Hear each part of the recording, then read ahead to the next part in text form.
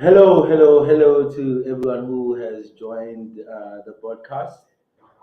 Thank you guys for making time to be with me today. My name is Joe Athamashambu, and I'm the convener of SMME Chamber of Commerce Youth Chapter. What this means is that through the SMME Chamber of Commerce and the SMME Parliamentary Office, I'm entrusted with the responsibility of establishing a youth chapter of the SMME Chamber of Commerce that will speak directly and indirectly to the needs of the youth as far as entrepreneurship is concerned.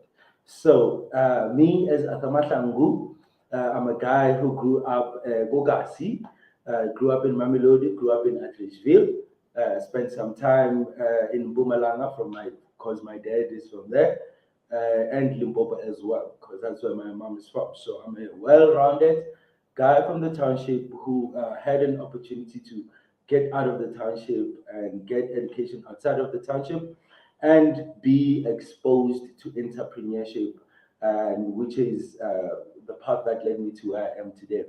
To that end, the SMME Chamber of Commerce as a whole, being the mother body of the youth chapter, exists to ensure that in this country, people between the ages of 35 form part of entrepreneurship ecosystems and that they are active um, and form part of their salvation, which means that to improve this country, to ensure that the youth Engani and the youth Endala is involved in this transformation, that the economy as a whole is assisted by the youth being engaged. So the SMME Chamber of Commerce being the mother body, and what we are convening or what I am convening is this youth chapter. So I say this because it is important for us to realize their importance, yes, of entrepreneurship and youth entrepreneurship as it may and as a whole. And also, research and statistics for the past 5 years in the country has shown us that we need to make drastic changes. So, SMME Chamber of Commerce, the youth chapter exists to ensure that drastic changes within the youth entrepreneurship space are made so that we can assist and we can be part of the salvation of our own salvation and saving the economy of the country through youth entrepreneurship. So the youth chapter is looking specifically at um, youth engagement in entrepreneurship. And this is because youth entrepreneurship is integral in ensuring that this economy thrives, just as much as entrepreneurship as a whole is important. But the emphasis is on youth because research has shown us and the statistics have shown us that the youth is disengaged, right? So currently we have a lot of unemployment where the youth is concerned, rather, and that unemployment, on the other side of the coin, it is an opportunity for the youth to be able to be engaged in the things that they want to be engaged in. But the other problem that the country is facing is entrepreneurship failure, meaning that for every 10 entrepreneurs that start a business, about one of them actually makes it through and has a successful business. So, in order for us to be able to change that narrative, we need to get engagement from the youth. We need to ensure that the numbers of people that are involved and engaged in entrepreneurs keep going up, right? So, youth disengagement in business, and this is the view that we hold at the youth chapter, SMME Chamber of Commerce, is that the disengagement of the youth in entrepreneurship, right, is not really a case of the youth not being able to come up with the ideas or the youth not being able to solve or create solutions that can be marketable or thrive in the market. The failure and the disengagement of the youth really is a problem that has to do with how the youth is assisted, right? It doesn't take a rocket scientist to look that the youth of today is really able I mean, all you have to do is go on TikTok, go on Instagram, and go on Twitter to see that the youth of today is able. So the disengagement of the youth in entrepreneurship is not really a case of the youth not being able, not having ideas, but it's rather an endemic problem that we have in the system as a whole that is meant to support youth entrepreneurship. And I mean, the reason, like I say, and I want to reiterate this, of failure is not because the youth is disinterested in entrepreneurship or have lack of ideas or don't want to engage in building the country of their birth. There are other reasons that often we don't speak about that have caused the situation to be like this. For entrepreneurship in general and the youth specifically, um, and these reasons that have caused things to be like this include uh, one thing that has been spoken about a lot, which is access to finance for the youth in entrepreneurship. One, so that is one of the problems that the youth are facing: access to finance. So looking at one, firstly the commercial sector, banks, which usually don't borrow to the youth because the youth are seen as high risk clients. Secondly, because commercial banks, really are not in the business of developing the nation. They're in the business of profit, and they're in the business of ensuring that their board members get return on investment. So, what options do the youth have besides banks? Well, other options include government agencies. But if you look at the government agencies that help the youth, you find that there's a lot of red tape there, and the requirements that are put to allow the youth to access finance are usually requirements that the youth cannot meet, or requirements that are not representative of these businesses or of what is happening on the ground. Another problem that is causing a lot of disengagement in entrepreneurship from the youth, and also failure in businesses, is lack of ecosystem knowledge from the people who are assisting the youth, right? So when we talk of lack of ecosystem knowledge, we're talking about the failure of public sector, as it were, and some of the corporates to understand at the core what the ecosystem of entrepreneurship is like in South Africa. And we are talking from a perspective of micro enterprises, which are businesses that exist mostly in rural and townships, and going all the way up to businesses that exist in the urban setting. And to put it in simple and clear terms, if you were to ask today people who are in the public sector and have a mandate to help the youth, and ask them how many youth businesses exist in South Africa, they don't know. Thus, it follows that if you do not know, one, the amount of businesses that you have that are youth run, you do not, secondly, we can draw a conclusion from that you do not know the type of help that these businesses need. And if you do not know the type of help that these businesses need, you will not be able to help the youth in the way that they need to be helped. So the numbers of entrepreneurs, or businesses rather, that are youth run in the country is something that is not known. And the ecosystem as a whole is something that is not understood, not only in the youth space, but the ecosystem of entrepreneurship at large, right? So that is one of the other reasons why there's a lot of disengagement and failure in business as far as the youth are concerned. The other issue that is causing this is poor resource allocation. Of course, it follows that if you don't know the amount of businesses that exist in the country, you don't know what they need, you will not be able to correctly allocate the resources that are needed to help these businesses, right? So the ecosystem as it exists, if there is no knowledge of how the ecosystem is structured, who are the players in the ecosystem, what the needs are, then it becomes difficult to near impossible to allocate the resources correctly. And I mean, this is not something that I'm just sucking out of my thumb. If you go back 5 years into what has been happening in the country, you'll see that there's been a lot of initiatives aimed at helping the youth. A lot of initiatives aimed at ensuring that businesses that are run by the youth are galvanized and supported and that they yield jobs. But if you look at where we are right now, all of those efforts have not bore any fruit because the allocation of resources is not aligned with the needs, right?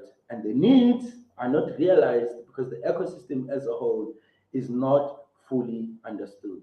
And now, uh, going in further at the things that are causing failure in entrepreneurs, youth entrepreneurs, and disengagement from youth in business is not enough resources. Now, what do we mean by this? So, through the research that we've done in the youth chapter of the SMME Chamber of Commerce, we have realized that if you look at the annual performance plans of government agencies that are mandated to help youth, we're talking your CEDA, we're talking your NYDA, we're talking GEP, we're talking all of these agencies. If you look at the annual performance plans, you will come to the realization that if you put together all the KPIs, the indicators, key performance indicators that they use to see if they've reached their goals, you'll find that put together, these agencies are not assisting even 200,000 of the youth in the country. Mind you, we have over 13 million youth in the country, and these agencies put together don't even come to a point where they touch 200,000 in terms of assisting youth financially. Most of the help that is coming from these agencies come from non-financial business support. Now, this is one of the other problems that is causing failure, causing disengagement from the youth. It's that there is just not enough resources to go around. Now, two steps back. Now, we are saying this because the research shows public sector, as it is right now, doesn't have enough money to build and maintain schools, doesn't have enough money to build and maintain roads, doesn't have enough money to build and maintain hospitals. So it follows that when it's something that is like entrepreneurship, which is seem to be something that is abstract in most cases, not a lot of work is being put into helping entrepreneurs because, excuse me, not a lot of resources rather are allocated in helping entrepreneurs because there just isn't enough resources. There is no amount of money that SARS can collect to put into these government agencies in order to help all the youth that need to be assisted. The youth that need to be assisted are in millions, and the money just isn't enough. So this is a picture, bird's eye view picture of what is causing the problem of youth disengagement and entrepreneurship failure. Yes, there are other issues like lack of skills, understanding of business, so on and so forth. But at the core of the problems, they have to do with how the system of entrepreneurship or the ecosystem are run, are managed, and are assisted, right? So to meet these challenges faced by the youth entrepreneurship ecosystem, we need to make changes that will give us leaps and bounds in terms of progress. This kind of approach is required simply because we have been stuck in a loop of doing the same things but in different ways. But past 5 to 10 years, similar programs have always been initiated to assist the youth in the public sector, in corporate. But as much as jobs might be yielded, what is the bottom line? The bottom line is that we still have high unemployment rate, we still have an ailing economy. And this points to the fact that from a burgeoning group of youth in the country, there is something that is not going right there. Because with the number of youth that we have in the country, we should be in a position to be able to create business that will have a trickle down effect into the economy. And so we need to have solutions that are different, solutions that will give us progress in leaps and bounds. We need solutions that will be breakthrough in their impact. And with that, as the youth chapter of the SMME Chamber of Commerce, our position and the solution that we are looking at is as follows. Look, this solution is based on the research that we've done, the consultations that we've done. We've looked at the initiatives that have been put forth by government, put forth by corporate, and throughout the years, it is a clear picture to see. Even the stats are telling the story that whatever that has been done is not enough. So we need new solutions. And our position as SMME Chamber of Commerce, the youth chapter, is that we need a bank that is going to be youth central. So we need a bank for the youth. So we need a bank that is going to be established, constituted to serve the youth, and that is 18 to 35. Youth encane and youth endala. We need a bank that is going to come in and capitalize these youth-run businesses and help them to get to where they need to be. And I'll just come in and say why. And when I had a conversation with some of my colleagues and the people that we've been consulting with, they asked us, why not a youth fund? Why not a youth fund? Why do you guys want a bank and not a youth fund? So, not a youth fund because simply, one, a youth fund needs to be recapitalized, right? After the funds are disbursed and after the funds are spent, that fund needs to be recapitalized. And usually, when a fund is recapitalized, we are looking at how it performed in its initial stages. And because we're talking about entrepreneurship, the failure rate is usually high. In other parts of the world, they'll tell you that for every 100 businesses that fail, that an investor invests in, they only need that one business that's going to make up for all of those other businesses that have failed. So not a youth fund, because when you have a fund and the fund are dispersed, the fund will need to be recapitalized. So why a youth bank, right, is the question. So think of how banks work, right?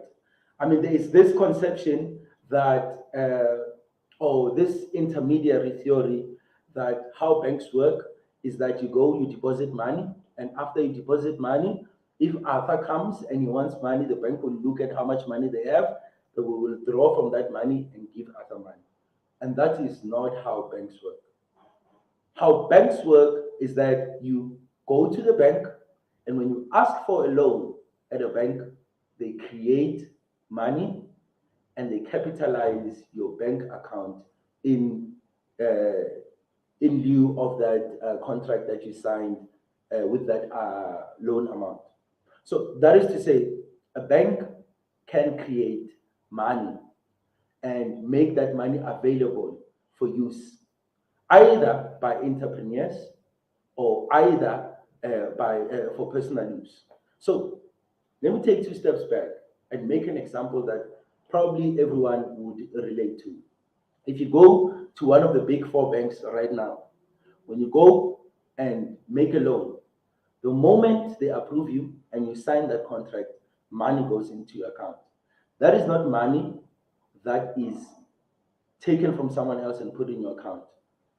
That is money that is created by the contract and put into your account. So banks rather can create credit and make that credit available to whoever that they deem is worthy of being financed, and that person is aligned with their mission and will be able to return the investment that the bank has put out. So similarly, we need a bank for the youth.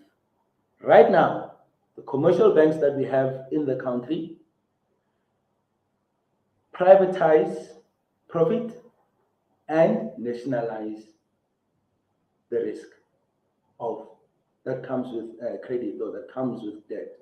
So what I mean by that is all of the money that is made by the bank through loans, through speculation in the financial markets, that is profits that go to the board members of the bank and the shareholders of the bank. But should a big four bank, one of the top four banks, default and lose its place in the market, the Reserve Bank, which is the bank of banks, will have to bail that bank out, which means the Reserve Bank will use tax monies to bail that commercial bank out. So that is what I mean by the profit of the bank, of a commercial bank, is privatized, but the risk is nationalized. Because if the bank fails, if a commercial bank fails, it is the Reserve Bank who has to come in and bail it out. And of course, there's nothing wrong with that. That is how the system works. But it is from that we want to borrow and say, if there can be a commercial bank that can lend out money at its own discretion to whoever it wants to lend out money to, mind you, the top five banks put together in the financial year of 2019 to 2020, they created credit in upwards of 3 trillion rands. And if you double click on the financial statements, you see that less than 1% of that money went to micro enterprises. And in micro enterprises, that's where you find most of the youth entrepreneurs. So out of that 3 trillion that they have created in credit and have put out there for speculation, for loans, for mergers and acquisitions, less than 1% has gone to micro enterprises. And that's well and good, because that's the mandate of the commercial banks. Now we are saying there is a huge gap there, and there is a huge need for a youth bank, because we have a lot of our youth who cannot access finance because the government agencies do not have enough resources, because they do not understand the ecosystem, and because the entrepreneurship landscape, as it were, doesn't allow for youth entrepreneurs to come in, fail, learn, iterate, and continue. So we need a bank that will be youth-centric, a bank that will lend to the youth, and a bank that will be able to ensure that even when the youth are failing in their entrepreneurship endeavors, that it continues to back them until such a time that these entrepreneurship endeavors are fruitful. And this is at the center of how we are going to be able to jumpstart our youth ecosystem as far as entrepreneurship is concerned. Because without a direct line access to finance and continuous, consistent financing, then what we are doing and what we are inadvertently saying is that we are not going to back youth entrepreneurs, allow them to fail, learn, and move forward. So that is why we need a youth bank. The model exists already. We have commercial banks that exist that lend to whoever they please. They have a mandate of their own, and they are not lending to the youth. Well and good. Let us create a youth bank which will lend to the youth and have a mandate of focusing on the youth. So that is why we need a youth bank. Secondly, or thirdly rather, what will it fund? So if a youth bank were to be started, and this is what our position is at the SMME Chamber of Commerce, the youth chapter, is that this bank will fund industries that are related to 4IR technologies, and also industries that have been earmarked by the public sector to be industries that need to be developed in the country, right? Special economic zones also will fall into this category. So we are looking at what the government has already said are the important areas of the economy that need to be capitalized, that need to be strengthened, that need to have capacity to serve the consumer demands, not only of South Africa, but of the world. So this is what this bank will focus on in terms of funding. And how will it work?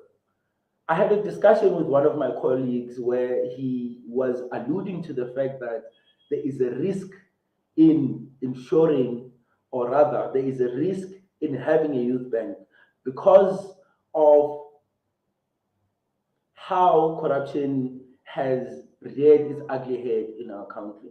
And my response to him was that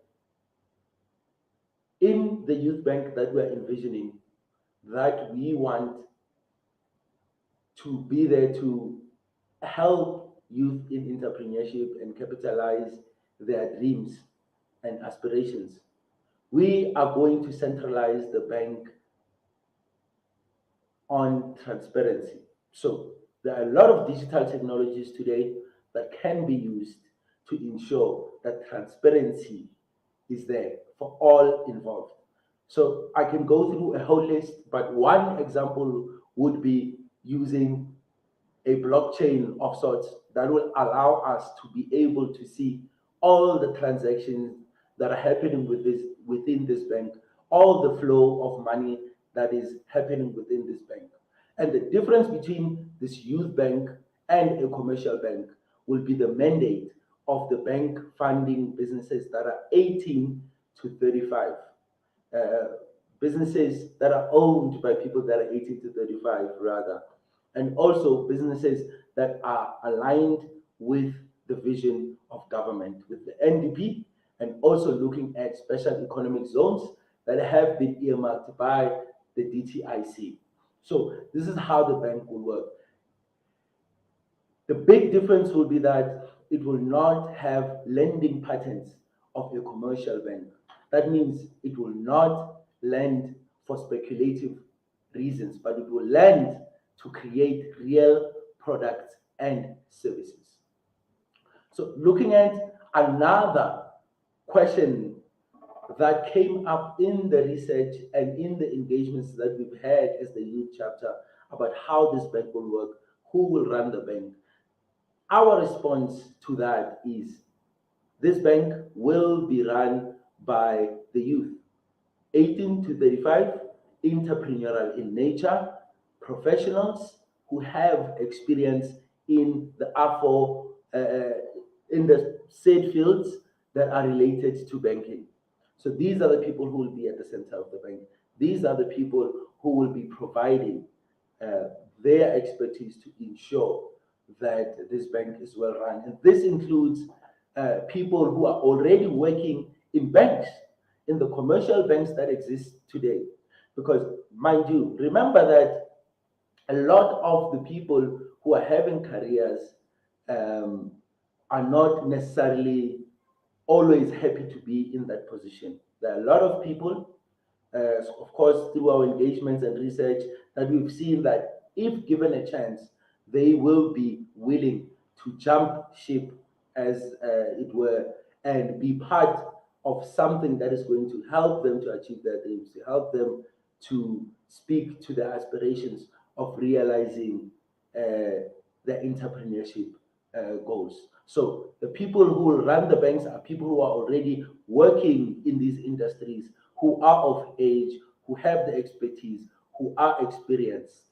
And managing the risk also in the bank speaks to what I've said before about ensuring that there is transparency and honesty in the system that we are building to run the youth bank. So the problem of youth disengagement, the challenge of entrepreneurship failure in the youth spaces caused by all of these dynamics that have to do with the system that has long existed, that doesn't speak to what today is all about. The youth of today are no longer interested in studying traditional businesses, but they're interested in leveraging technologies in order for them to be able to amplify their entrepreneurial aspirations.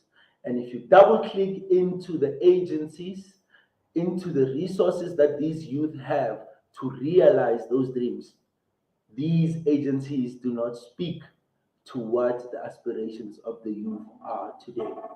And as the SMME Chamber of Commerce, the youth chapter, we are saying that it is time that this is changed, that we find drastic changes, drastic solutions that will give us breakthrough results so that we can ensure that the youth are getting the help that they need and they are helped the way they want to be helped and not helped from a perspective of assuming what the youth needs. So as the youth chapter of the SMME Chamber of Commerce, and personally as its convener, I have confidence that the youth bank is a solution that will add impact in revitalizing the ailing youth entrepreneurship ecosystem.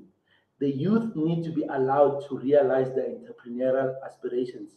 And part of that is creating an environment that promotes financial access and that allows them to fail and to keep moving forward even after they all fail. We also realize that we need to have engagements with key and relevant stakeholders, key among them being the youth itself, the Banking Association of South Africa, the Reserve Bank, corporate and civil society. Thus, in our drive to bring this to fruition, the youth bank, we will be engaging all of these and other interested stakeholders. We will be embarking on a campaign at schools, at universities, in and around rural and township or urban areas, in fact, all of them, rural, township, and urban areas, to bring the message closer to the youth and engage them on how the future looks like and on how they want to be helped. We'll also be engaging business forums in this campaign. The business forums that are existing in townships, that are existing in rural areas, we'll be engaging them as well. For the older youth, I'm also an older youth, we will be hosting dialogues in and around Gauteng, rural areas and township, where we will be shedding more light on the inner workings of this. We will be taking critiques from you guys and providing clarity about how this will be achieved. A youth bank, a bank, in fact, a commercial bank, is not something that is impossible to achieve. Because the fact of the matter is how you have opened an account with FNB and are able to speak to the bank about your banking needs. The same can be done for the youth bank, communicating with the Reserve Bank and explaining how we want to establish this bank and having them come on board to help the youth so that the youth can help themselves and in turn help the economy.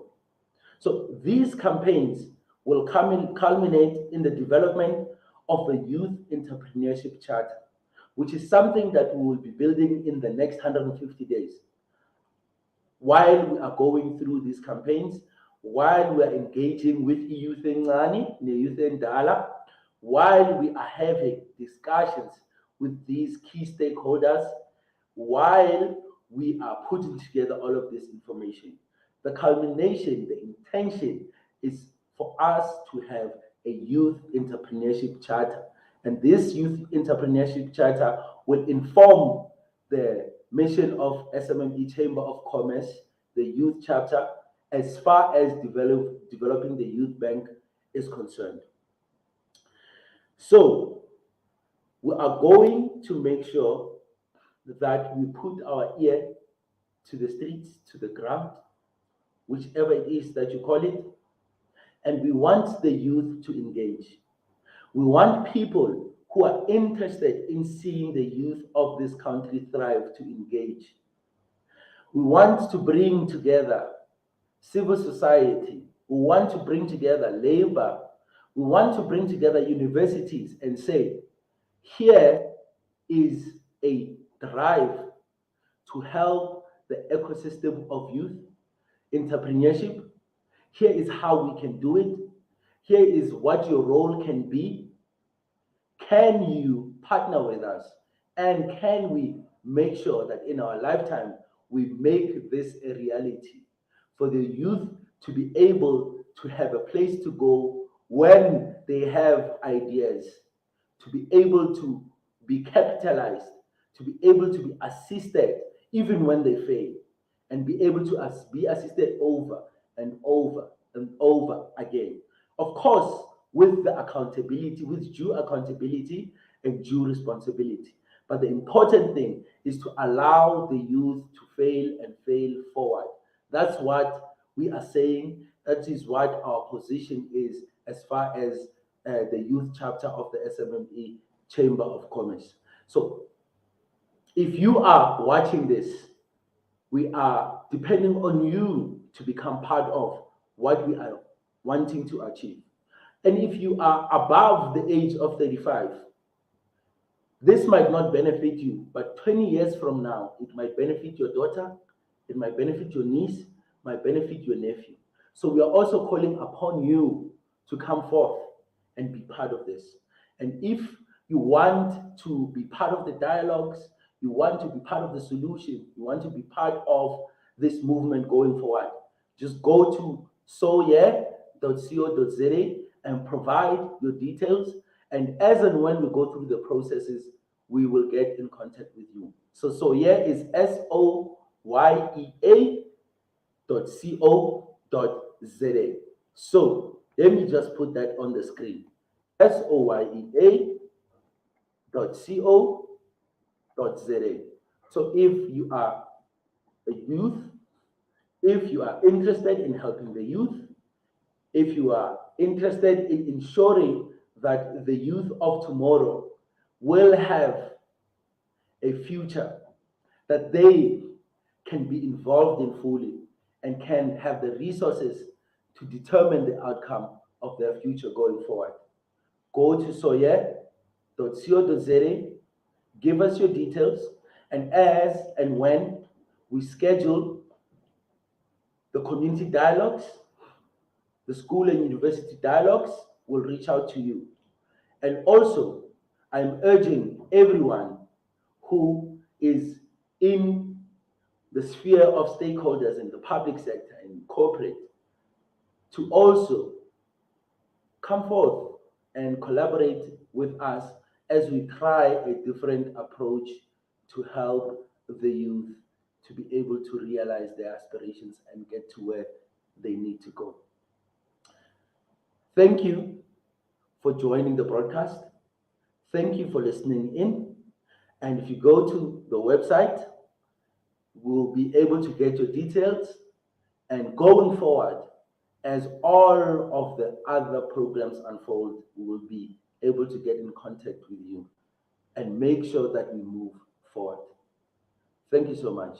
This is Arthur Mahlangu, convener of SMME Chamber of Commerce Youth Chapter, signing out. Thanks.